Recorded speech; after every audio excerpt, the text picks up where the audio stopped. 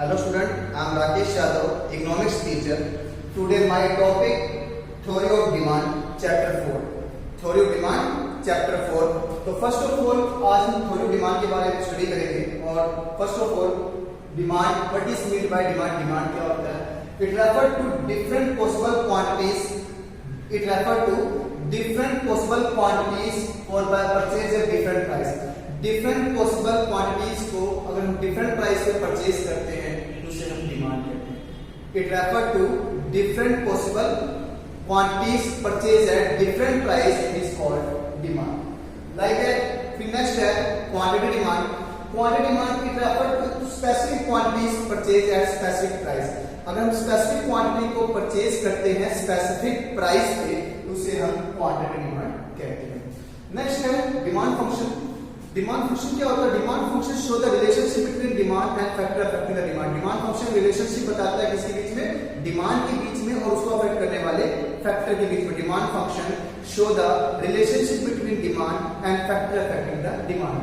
Demand function relationship बताता है demand के बारे में और उसको अफेक्ट करने वाले फैक्टर के बारे में. देखते हैं उसको अफेक्ट करने वाले डिमांड को अफेक्ट करने वाले फैक्टर कौन कौन से होते हैं. तो दो टाइप के होते हैं. इंडिविजुअल डिमांड फंक्शन होता है, एक होता है market demand function. First of all देखिए इंडिविजुअल डिमांड फंक्शन को अफेक्ट करने वाले फैक्टर कौन कौन से हैं.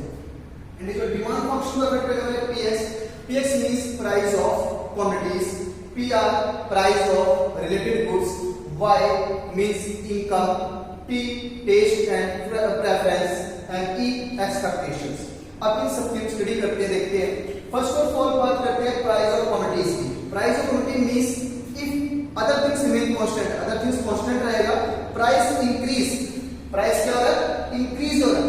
Price increase, demand decrease and price decrease, demand increase. अगर किसी भी वस्तु का, किसी भी थिंग्स का अगर प्राइस हम इंक्रीज कर देते हैं तो उसकी डिमांड ऑटोमेटिक क्या होती है? डिक्रीज हो जाती है. अगर हम प्राइस डिक्रीज कर देते हैं डिमांड ऑटोमेटिक क्या हो जाती है? इंक्रीज हो जाती है. नेक्स्ट पॉइंट है price of related goods. Price of related goods की बात करते हैं तो हमारे पास दो चीज आती है, सब्स्टिट्यूट गुड्स आती है, एक कॉम्प्लीमेंट्री गुड्स आती है. सब्स्टिट्यूट गुड्स मींस क्या होता है? लाइक दैट हम दो गुड्स की बात करते हैं, Coke and Pepsi. Like that Pepsi की डिमांड मार्केट में ज्यादा है बट अब पेप्सी की सप्लाई होगी कम. अब कस्टमर किस पे शिफ्ट हो जाएंगे?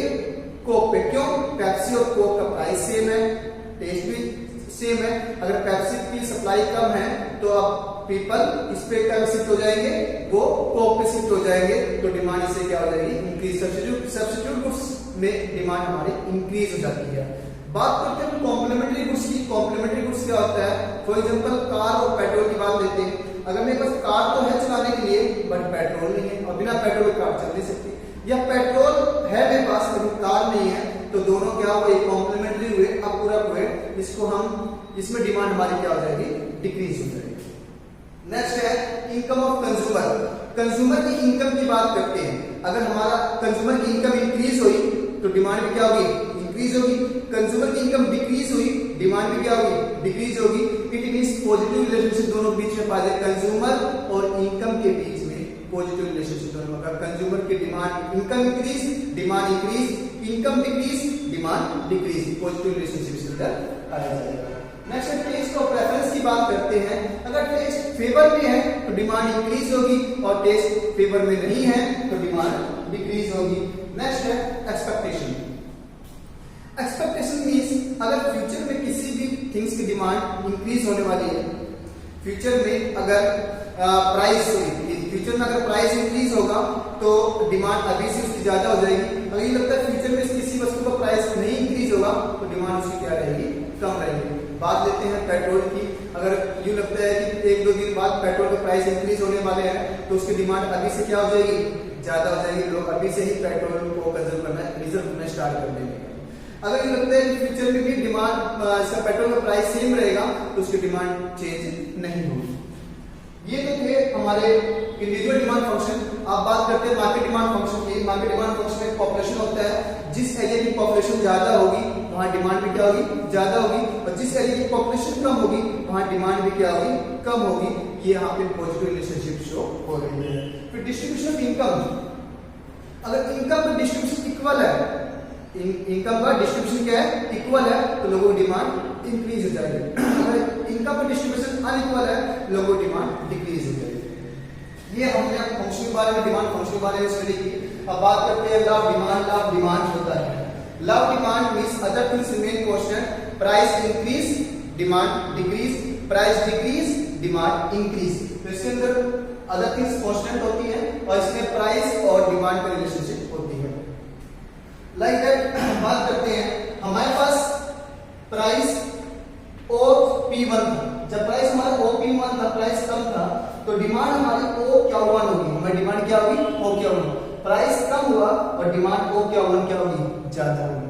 अब प्राइस OP2 होगी, प्राइस हमारी क्या होगी ज्यादा होगी, तो डिमांड हमारी क्या होगी कम होगी, डिमांड O क्या होगी, डिमांड कितनी रहेगी O क्या होगी। इट मींस प्राइस के इंक्रीज होने पे डिमांड कम हो रही है और प्राइस के डिक्रीज होने पे डिमांड ज्यादा हो रही है।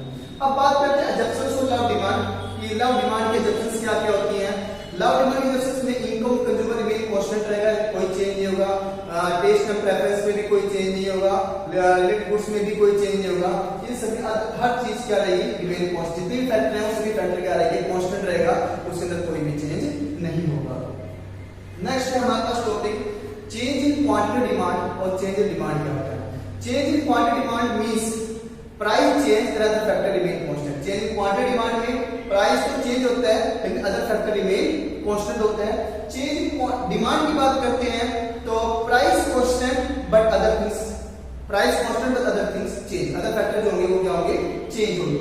चेंज इन क्वांटिटी डिमांड में मूवमेंट होती है, क्या होती है मूवमेंट होती है, जबकि चेंज इन डिमांड में शिफ्टिंग होती है।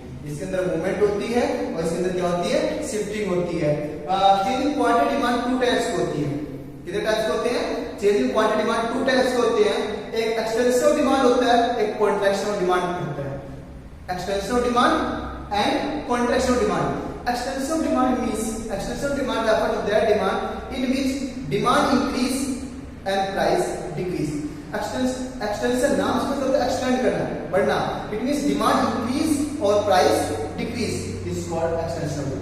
कॉन्ट्रैक्शनल डिमांड मतलब कम होना, सिकुड़ना होना, कम होना, मतलब it refer to that price increase और डिमांड डिक्रीज। अब इसके अंदर क्या हो जाएगा प्राइस इंक्रीज होगा और डिमांड डिक्रीज होगा। इसके अंदर क्या हो रहा था डिमांड हमारी इंक्रीज हो रही थी और प्राइस डिक्रीज हो रहा था, this is called extension demand. And इसके अंदर प्राइस इंक्रीज हो रहा था और डिमांड क्या हो रही है डिक्रीज हो रही है, दिस इज कॉन्ट्रैक्शनल डिमांड। नाउ बात करते हैं हम बेटा चेंज इन डिमांड की। Change in demand two types की होती है, इंक्रीज इन डिमांड और decrease in demand. Increase in demand favour increase in demand, अगर अदर फैक्टर फेवरेबल चेंज हो रहे हैं, अदर फैक्टर में फेवरेबल चेंज होता है तो उसे हम, और प्राइस कांस्टेंट होता है उसे हम इंक्रीज इन डिमांड कहते हैं। और डिक्रीज इन डिमांड अगर अदर फैक्टर में अनफेवरेबल चेंज होता है, अदर फैक्टर्स में अनफेवरेबल चेंज होता है तो उसे हम डिक्रीज इन डिमांड कहते हैं। तो मैंने आपको बताया इसके अंदर एक तो चेंज इन क्वांटिटी डिमांड होता है, एक चेंज इन डिमांड होता है। चेंज इन क्वांटिटी डिमांड में प्राइस चेंज होता है, अदर फैक्टर कांस्टेंट होता है, लेकिन चेंज इन डिमांड में अदर फैक्टर चेंज होता है और प्राइस कांस्टेंट होता है। चेंज इन क्वांटिटी डिमांड में मूवमेंट होता है जबकि चेंज इन डिमांड में शिफ्टिंग होती है। Change in quantity demand two types की होती है। Extensive demand means demand increase and price decrease, और कॉन्ट्रैक्शनल डिमांड मींस प्राइस इंक्रीज और डिमांड डिक्रीज। फिर बात करते हैं इंक्रीज इन डिमांड, वो दो टाइप के होते हैं इंक्रीज और decrease. Increase in demand means favourable change in other factors, other factor में फेवरेबल चेंज होगा, और decrease in demand means unfavourable change in other factor में अनफेवरेबल चेंज होगा। ये तो था चेंज इन क्वांटिटी डिमांड और चेंज इन डिमांड। अब हम इन सब की डिटेल्स स्टडी करेंगे नीचे दिए हुए लिंक में। Thank you.